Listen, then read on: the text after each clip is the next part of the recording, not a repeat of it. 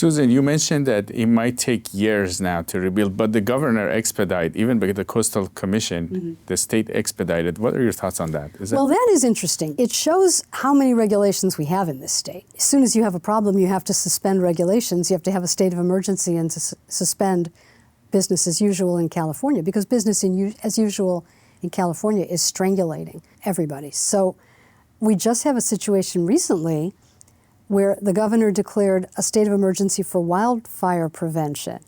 And what he says in his declaration of emergency is a confession that regulators have prevented the types of fire mitigation procedures that used to be routine.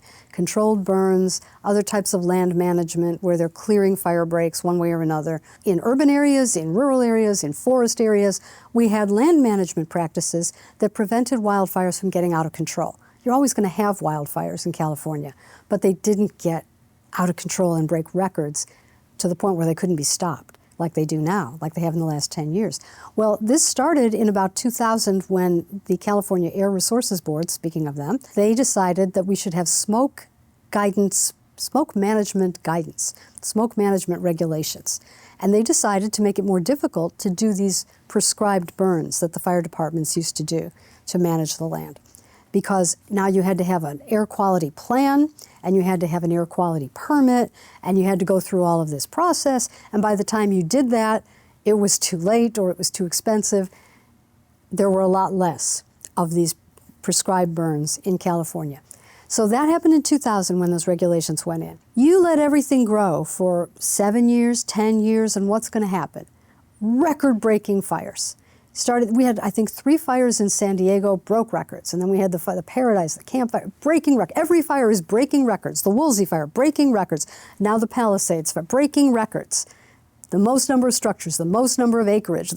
Why are they breaking records like a home run hitter on steroids? It's because everything was allowed to grow without land management practices that used to be routine. So now the governor signs this declaration of emergency. And what does it say? They're going to stop preventing these processes. They're going to force the regulators to let these things go forward in a more expedited way. Well, thanks a lot.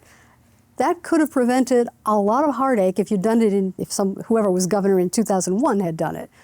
But no, we're going to let the California Air Resources Board do whatever it wants, because we all believe that they're on the right side of history. And obviously air pollution is a significant concern. But wildfires cause pollution. Wildfires cause greenhouse gas emissions. The building standards program that I was talking about earlier, the estimate of how much it reduces greenhouse gases was something like, I think it was 40 million tons over 30 years. I think that was the number. And the wildfire season in 2020 alone, 1 year, I think it was 127 million tons of greenhouse gas emissions. One season, 1 year of fires in California was 127 million, I think was the number. It's 3 times the savings of 30 years of doing all these things. Doing these appliance And there's probably a regulations. significant cost to doing them. Absolutely there is. And people don't like sometimes the new standards make the appliances worse, or they make the buildings more expensive. But we're doing that because, greenhouse gas emissions. So the ratepayers are paying for the research and development that goes into those standards. And why are they, by the way? Why aren't the investors paying research and development costs? Why is that on the ratepayers? So the ratepayers are paying for the standards, then you're paying more for the dishwasher, more for the house. And over 40 years, it's making not a dent in greenhouse gas emissions. And then we have these other regulations which are intended to prevent pollution from prescribed burns, limited fire to prevent bigger fires. And then we have the bigger fires, and we blow out all our goals. How is that rational? Susan, you mentioned that this is fixable. It easily can be fixed. So what's the fix? Well, the fix is to stop worrying about these greenhouse gas targets because they're not useful and they're very expensive. That would be the first fix. Stop the targets. Just pause the targets. Just pause them until the cost of living is under control. That would be the biggest help to stop all of it. Because now it's in everything. It's bothering everybody in every industry.